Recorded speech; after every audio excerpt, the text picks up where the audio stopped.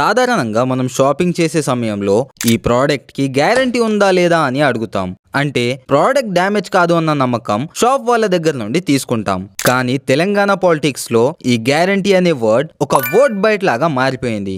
ఇది ఎలాంటి గ్యారంటీ అంటే ఈ గ్యారంటీకి నమ్మకం ఉండదు, రీప్లేస్మెంట్ కూడా ఉండదు. ఒక్కసారి నమ్మితే 5 సంవత్సరాల దాకా నష్టపోవాల్సిందే.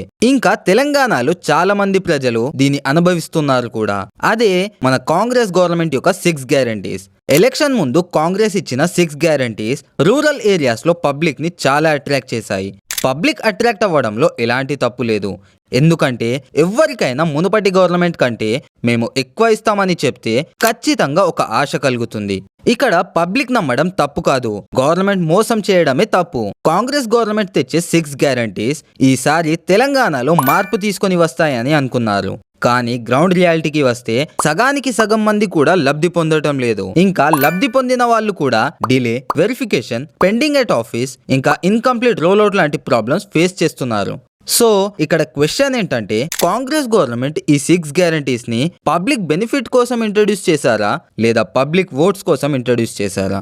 అయితే ఈ వీడియోలో మనం కాంగ్రెస్ గవర్నమెంట్ ఇంట్రడ్యూస్ చేసిన 6 గ్యారంటీస్ ని ఫ్యానిజం ఇంకా బయాస్ లేకుండా numbers, facts and ground reports తో డీటెయిల్ గా డీకోడ్ చేద్దాం. Without any let's dive in. Congress ప్రభుత్వం అమలు చేస్తున్న పథకాలు ప్రజలకు చుక్కలు చూపిస్తున్నాయి.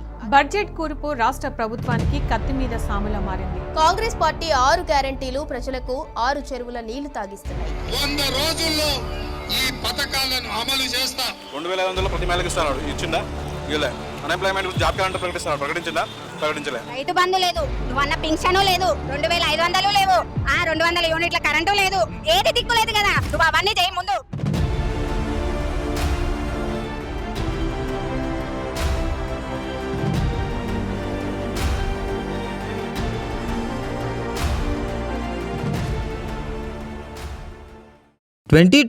తెలంగాణ ఎలక్షన్స్ టైంలో కాంగ్రెస్ గవర్నమెంట్ యొక్క 6 గ్యారంటీస్ పబ్లిక్ లో చాలా ఫాస్ట్ గా స్ప్రెడ్ అయ్యాయి. తెలంగాణ స్టేట్ లోని మిడిల్ క్లాస్ ఫ్యామిలీస్ ని, ఫార్మింగ్ ఫ్యామిలీస్ ని, ఇంకా డైలీ వేజెస్ ఫ్యామిలీస్ ని టార్గెట్ చేస్తూ స్టార్ట్ చేసిన స్కీమే ఈ 6 గ్యారంటీస్. ఈ స్కీమ్స్ లో మహిళలకు 2500 క్యాష్ ఇంకా ఫ్రీ బస్, యూత్ కోసం ఫీజ్ ఇంకా అలవెన్స్, పెన్షనర్స్ కోసం 4000, ఫార్మర్స్ కోసం 15,000, ప్రతి ఇంటికి 200 యూనిట్స్ ఫ్రీ కరెంట్, ఇంకా ఇల్లు లేని వాళ్లకు ఇంద్రమ్మ ఇల్లు ఇస్తామని చెప్పారు. మహాలక్ష్మి పథకం, రైతు భరోసా పథకం, గృహజ్యోతి పథకం, ఇందిరమ్మ ఇల్లు, యువ వికాసం, చేయూత, ఈ 6 పథకాలను అమలు చేస్తాం. అలా ఓట్ హక్కు ఉన్న ప్రతి ఒక్కరికి కాంగ్రెస్ గవర్నమెంట్ బెనిఫిట్ చేస్తుందన్న ఇల్యూజన్ పబ్లిక్ మైండ్స్ లో క్రియేట్ అయిపోయింది. కానీ మనం రిపోర్ట్స్ చూసుకుంటే కర్ణాటకలో కాంగ్రెస్ గవర్నమెంట్ ముందు ఫామ్ అయింది. ఇంకా వారి 5 గ్యారంటీస్ యొక్క ఇయర్లీ బడ్జెట్ 57,000 crores వరకు పోయింది. అండ్ ఎక్స్పర్ట్స్ ప్రకారం ఈ సేమ్ ఫార్ములాని తెలంగాణలో అప్లై చేస్తే 60,000 కోట్ల నుండి 70,000 కోట్ల వరకు ఇయర్లీ బర్డెన్ పడుతుందని చెప్పారు. మన Telangana already 3.38 lakh crore debts లో ఉంది. అండ్ ఇయర్లీ ఇంట్రెస్ట్ పేమెంట్స్ మాత్రమే 25,000 నుండి 30,000 crores కడుతున్నారు. ఈ స్కీమ్స్ వల్ల పొలిటీషియన్స్ కి ఇంకా లీడర్స్ కి ఎలాంటి నష్టం లేదు. నష్టం ఏమైనా ఉంటే అది మనలాంటి మధ్య తరగతి వాళ్ళకే ఉంటుంది. వీళ్ళు తెచ్చిన ఈ స్కీమ్స్ యొక్క బడ్జెట్ ముందే అనౌన్స్ చేసుకుంటారు, ఇంకా అందులో సగం కూడా ఇంప్లిమెంట్ చేయరు. కానీ పేపర్స్ లో మాత్రం ఎన్నో లక్షలు ఖర్చు పెడుతున్నామని స్టేట్మెంట్స్ రిలీజ్ చేస్తారు. సో దాని వల్ల ట్యాక్స్ పేయర్స్ అయిన మనకి బర్డెన్ డబుల్ ఇంకా ట్రిపుల్ అవుతుంది. అయితే ఇప్పుడు మనం ఈ 6 గ్యారంటీస్ గురించి ఒక్కొక్కటిగా డీటెయిల్ గా తెలుసుకుందాం. ఈ 6 గ్యారంటీస్ లో first guarantee Mahalakshmi scheme. Mahalakshmi scheme కింద తెలంగాణ మహిళలకు ప్రతి నెల 2,500 ఇస్తామని చెప్పారు. ఎలక్షన్స్ టైంలో అది ఒక సెంటిమెంట్ లాగా పనిచేసింది. ఇంట్లో ఉండే ప్రతి మహిళకు ఈ స్కీమ్ వినగానే ఒక రిలీఫ్ లాగా అయిపోయింది. కానీ కాంగ్రెస్ గవర్నమెంట్ వచ్చి ఆల్మోస్ట్ 2 years కి దగ్గరైనా కూడా చెప్పిన ప్రామిస్ ని ఫుల్ఫిల్ చేయలేకపోయింది అండ్ చెయ్యదు కూడా. ఎందుకంటే తెలంగాణలో approximately 1.6 crore women voter base ఉంది. అందులో ఎలిజిబుల్ బెనిఫిషరీస్ 75 నుండి 80 lakhs ఉంటారని ఎస్టిమేషన్ చేసుకున్నాం. సో 2,500 per ఉమెన్ అంటే 2,500 rupees into 75 lakhs is equals to 1,875 crores per month. ఇంకా సంవత్సరానికి 22,500 crores అవసరం ఉంటుంది.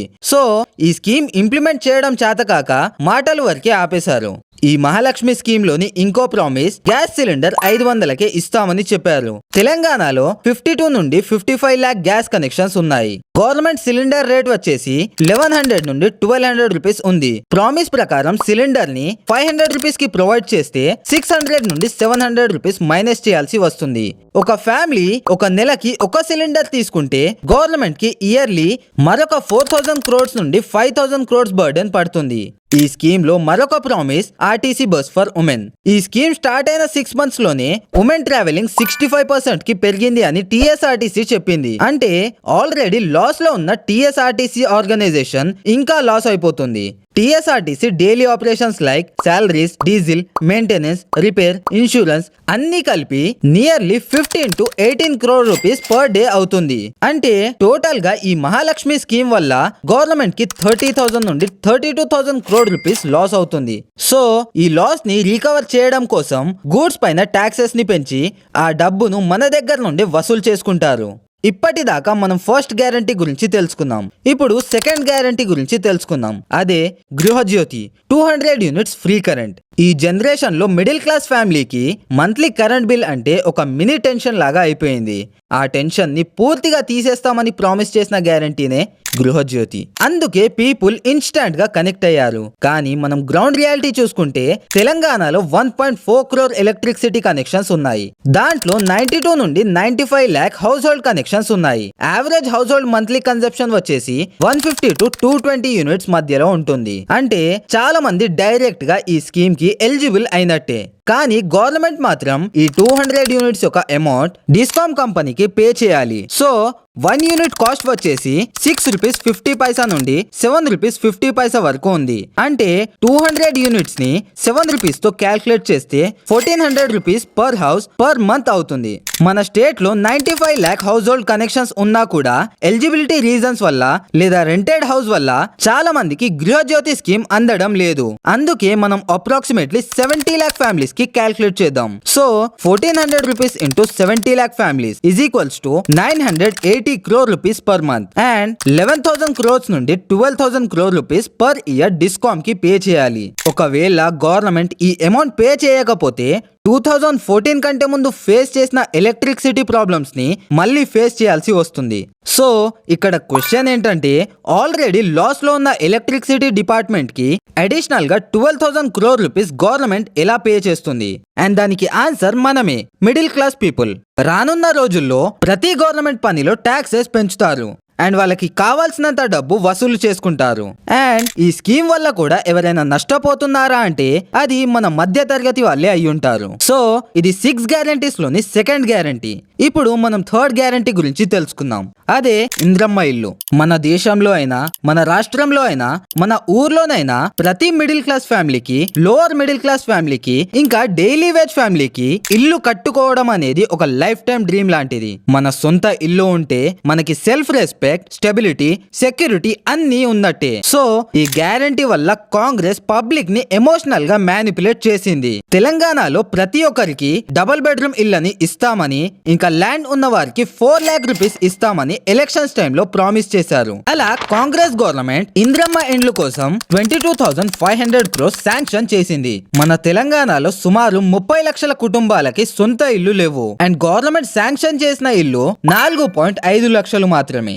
ఇంకా ఒక్క కాన్స్టిట్యుయెన్సీలో 3,500 ఇల్లు మాత్రమే.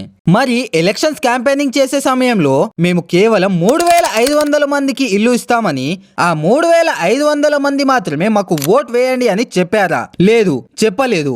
అండ్ చెప్పరు కూడా. ఎందుకంటే వాళ్ళకు కావాల్సింది పవర్ అండ్ అది వాళ్ళకి వచ్చేసింది. ఇంకా 4.5 లక్షల ఇండ్లు శాంక్షన్ చేస్తే కేవలం 5,000 హౌస్ కన్స్ట్రక్షన్స్ మాత్రమే కంప్లీట్ అయ్యాయి. అంటే 5,000 ఇండ్లకు అయిన ఖర్చు కేవలం 200 కోట్లు మాత్రమే. మరి మిగతా డబ్బు ఎక్కడ పోయినట్టు? రేవంత్ రెడ్డి అకౌంట్ లోకా లేదా పార్టీ ఎంపీస్ ఇంకా ఎమ్మెల్యేస్ యొక్క అకౌంట్ లోకా? ఇది ఇలా ఉండగా స్థలం ఉన్నవారు ఇంద్రమ్మ ఇల్లు కట్టుకోవడానికి కనీసం 6 నుండి 8 లక్షల వరకు ఖర్చు వస్తుందని, ఇంకా గవర్నమెంట్ ఇచ్చే 4 లక్షలతో ఒక ఇల్లు కట్టడం ఇంపాసిబుల్ అని పబ్లిక్ చెప్తున్నారు. సో మనం ఇప్పటి వరకు రేవంత్ రెడ్డి పరిపాలనలోని 6 గ్యారంటీస్ లో 3 గ్యారంటీస్ గురించి తెలుసుకుందాం. అయితే వీడియో లెంతీ అవ్వడం వల్ల నెక్స్ట్ పార్ట్ కి ఎక్స్టెండ్ చేయాల్సి వస్తుంది. Coming to the point, central government అయినా స్టేట్ గవర్నమెంట్ అయినా మనకి ఫ్రీగా ఏదైనా ఇస్తుంది అంటే అది మన నాశనం కోరుతున్నట్టే. రేవంత్ రెడ్డి ఎలక్షన్స్ కాకముందు 100 రోజుల్లో 6 గ్యారంటీస్ కంప్లీట్ చేస్తారని చెప్పారు. కానీ 100 రోజులు పోయి 2 సంవత్సరాలు దగ్గర పడింది. అయినా కూడా స్కీమ్స్ అన్ని ఇన్కంప్లీట్ గానే ఉన్నాయి. సో ఫైనల్ గా నేను చెప్పేదేంటంటే, ఏ పొలిటీషియన్ అయినా కూడా వాళ్ళ స్వార్థంతోనే ఆలోచిస్తారు. తమకి లాభం లేనిది ఏ పని కూడా చేయరు. పబ్లిక్ నమ్మడం తప్పు కాదు, పబ్లిక్ ని నమ్మించి మోసం చేయడం గవర్నమెంట్ తప్పు. మరి ఈ టాపిక్ పైన మీ ఒపీనియన్స్ ఏంటి? కమెంట్స్ లో తప్పకుండా చెప్పండి. That's all for today. Thank you.